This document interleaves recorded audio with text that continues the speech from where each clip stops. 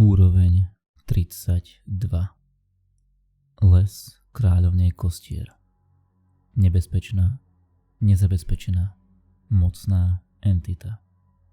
Úroveň 32 je 33. úrovňou Backrooms. Popis. Úroveň 32 je večne tmavý les, ktorý sa nekonečne rozprestiera pod bezočivým pohľadom polmesiaca a bez hviezdnej oblohy. Na stromoch, ktoré tvoria túto úroveň, visí množstvo kostier, ktorých bodé kosti sa lesknú pod mesačným svitom a hrkajú vo vetre. Niektorí hovoria, že počujú kostry hovoriť. Niekedy hovoria o svojich predchádzajúcich životoch alebo o proroctvách, ktoré ešte len prídu. Alebo to možno len vietor sviští v ich lebkách a vytvára ilúziu, že za ich mŕtvými očami ešte existuje nejaký život. Okrem kostlivcov sa po úrovni pohybuje len jedna bytosť, ktorá má dve podoby. Jej prvou podobou je kráska, bledá žena s čiernymi vlasmi, ktorá sa zjavuje v dlhých oranžových viktoriánskych šatách a tvárom s make-upom lebky. Kráska nehovorí, ale láka pocestných, aby ju nasledovali, ako siréna, ktorá láka svoju korisť. Ak ju pútnici prenasledujú, kým ju nestratia z dohľadu, rýchlo narazia na jej druhú podobu, kráľovnu kostlivcov. Kráľovna kostlivcov je vysoká kostrová postava, ktorá nosí roztrhané čierne šaty. Je to mocná bytosť a zdá sa, že má takmer úplnú kontrolu nad svojím panstvom. Ak sa k nej budete správať s rešpektom, možno vás pustí, ale ak nie, prikáže stromom, aby vás v sekunde roztrhali na kusy.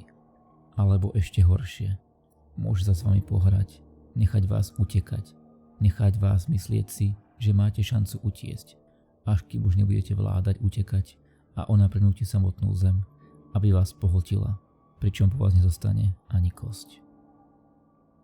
Vchody a východy. Nikto s istotou nevie, ako vstúpiť do úrovne 32. Zdá sa, že na vstup stačí stratiť sa v tmavom lese. Niektorí preživší dokonca uviedli, že sa do úrovne dostali priamo z frontrooms. Vieme len to, že keď uvidíte kostry visiace zo stromov, nie je cesty von, až kým nestretnete samotnú kráľovnú kostier a v tej chvíli je váš osud v jej rukách. Tí, ktorých kráľovna oslobodila, sa prebudia v inom lese Backrooms, ako by všetko, čo prežili, bola len nočná mora.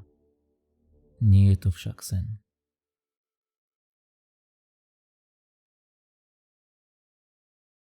Osamelý pútnik putuje hmyslým lesom a hľadá doménu kráľovnej kostlivcov.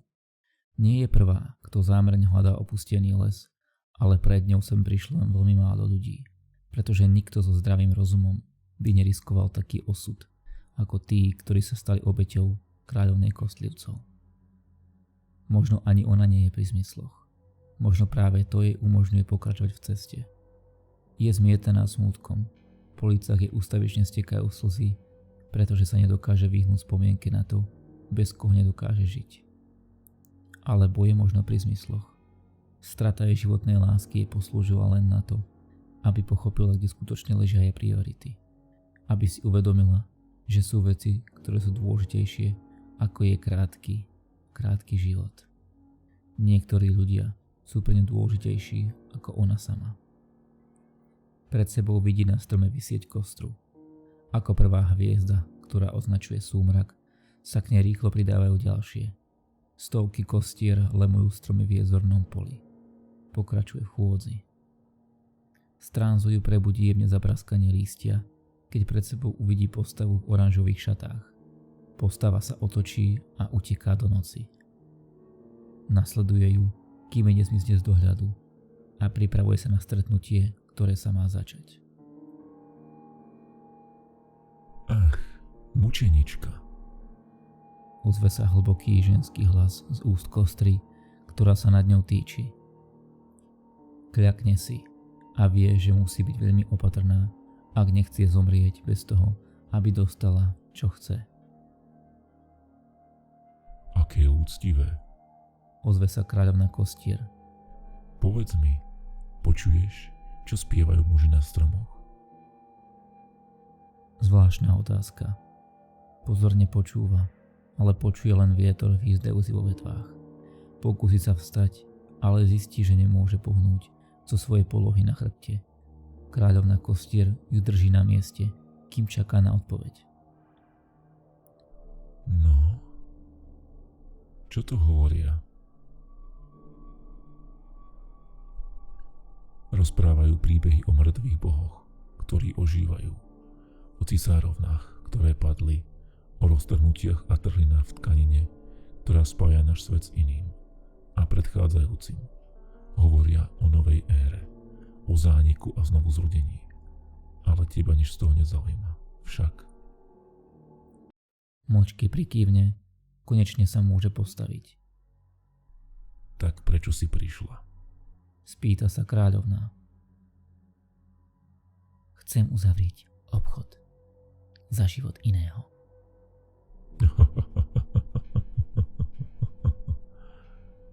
A čo prosím ťa, máš na výmenu? Svoj vlastný život. Nie len svoj život, ale aj svoju dušu. Počúvam. Ako živíš moju lásku, dám ti svoj život aj svoju dušu a budem ti slúžiť v tomto aj v budúcom živote. Láska. Samozrejme. Láska nás núti robiť hlúposti však. A predsa som bol raz na tvojom mieste. Tak veľmi dávno. Vzdialená spomienka. Dobre teda. Splním tvoju žiadosť. Ďakujem. A ako sa korene dvíhajú zo zeme, aby ju stiahli pod zem, svetom iný sa vyškriebe z plytkého hrobu. Sviečka, jedna zhasnutá, sa znova zapáli, keď sa jej duša pripúta k zhrbenej mase zeme a koreňov, ktoré tvoria túto rovinu. Uväznia ju v nekonečnej tme. A po prvý raz od jeho odchodu je šťastná.